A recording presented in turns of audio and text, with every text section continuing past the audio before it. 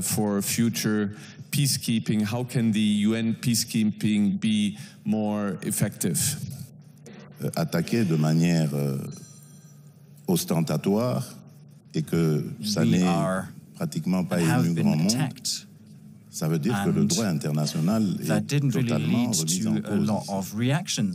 Comment se fait-il qu'un pays, l'intégrité d'un pays puisse être violée comme ça, ses habitants être massacrés?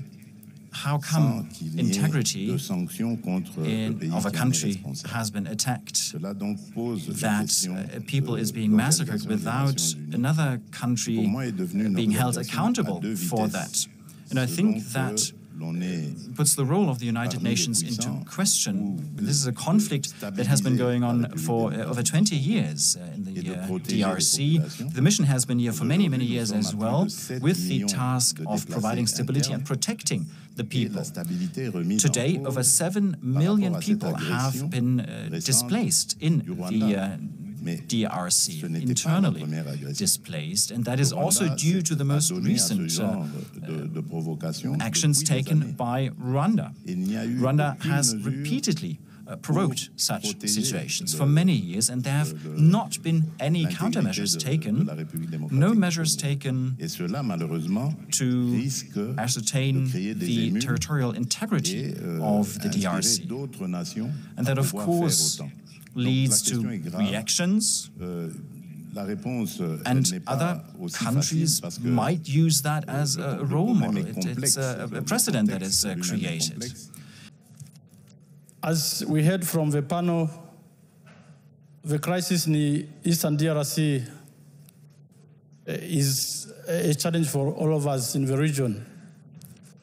Rwanda has been heavily affected with devastating human, political and economic consequences of the crisis. However, Rwanda has nothing to gain from an unstable DRC. On the contrary, our vision for prosperity is tied to regional stability and economic cooperation. If I give you an example, in 2021, Rwanda exported close to 700 million USD worth of goods to the Democratic Republic of Congo. Why Rwanda would be a country with an ambitious agenda for socio-economic development and at the same time want to jeopardize this cooperation. So Rwanda's best interests and economic ambitions are better served by peace, not conflict. It is time to move beyond simplistic narratives and focus on facts and solutions. Please. Yes. Thank you. What I was trying to say is that we are not accepting the finger-pointing strategy because we want to know that Rwanda has the concern and Rwanda has never attacked the Congo and will never do so. What we have done is to ensure that nothing can cross from Congo and jeopardize our security. I thank you very much. Well, thank you for your remark. We are not able here to resolve the issue, and we don't want to have a debate on this. What I propose is that maybe you'll try on the margins to talk to each other. I mean, this conference is about peace through dialogue. So instead of making declaration, maybe you could sit down and talk, and maybe the UN can help doing this. I don't know what is happening right, but this is not the right way forward. Another question? Yes, please. My question is to President Tshisekedi, because you said that it's important to work closely with regional organizations, but they have to be credible. And at the same time, you've also, on many occasions, called onto the international community to say something about what's happening in your country. So the question is, do you not trust that the AU, SADC, the EAC are doing enough to resolve the situation in Eastern Congo? Mr. President. Oui, mais en fait, c'est pas que je n'ai pas confiance en l'Union africaine. D'ailleurs, it's not as if I wouldn't trust the African Union. Les CER, les communautés économiques régionales, se posent there is an issue with these regional economic organizations, and the same issue is one that we find with the African Union too.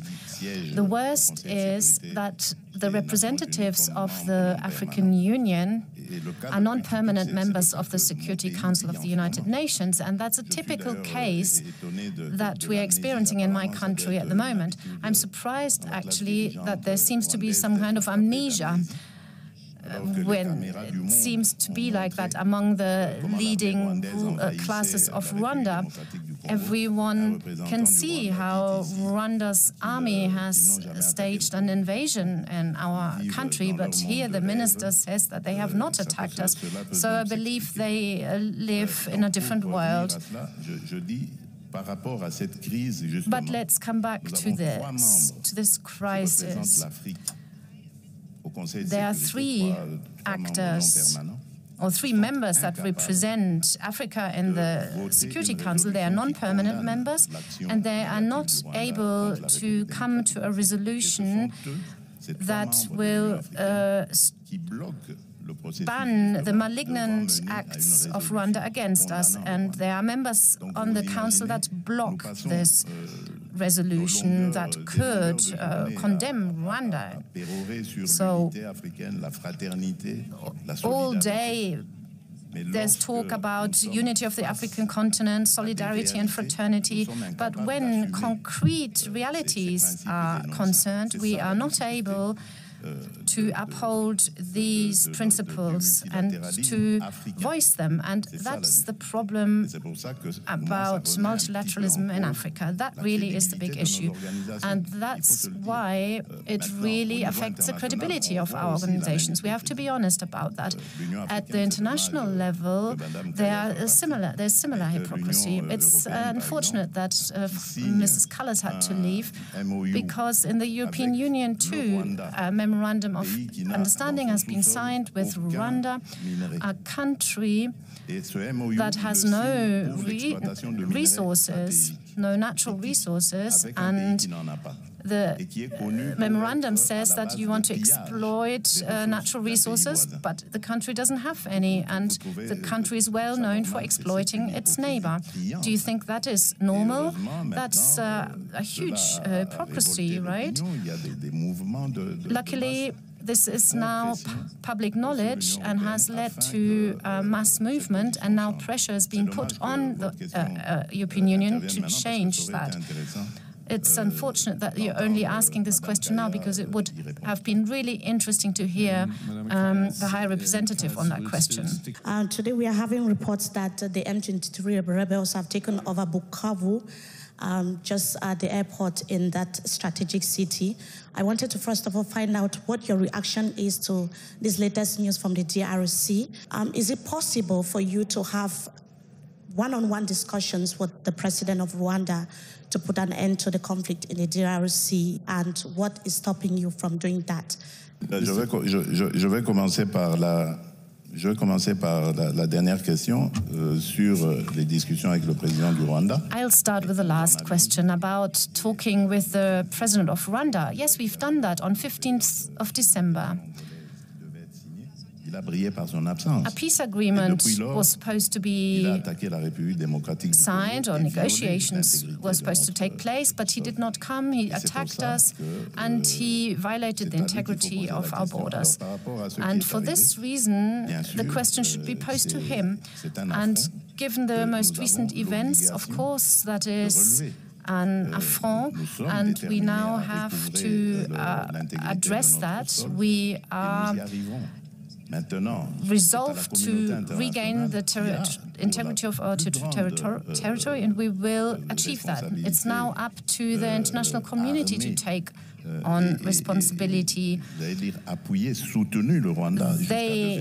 international community is armed, and it has supported Rwanda in the past. Rwanda is exploiting Congo's resources, so it's up to the international community to do everything to prevent this conflict spreading in the region, because we will not accept this kind of behavior. But there are other countries too that feel threatened. Burundi, for example, they've closed their borders to Rwanda, and there are also other countries that are thinking of what kind of position to take. And of course, it could lead to a spillover in the region. We will assume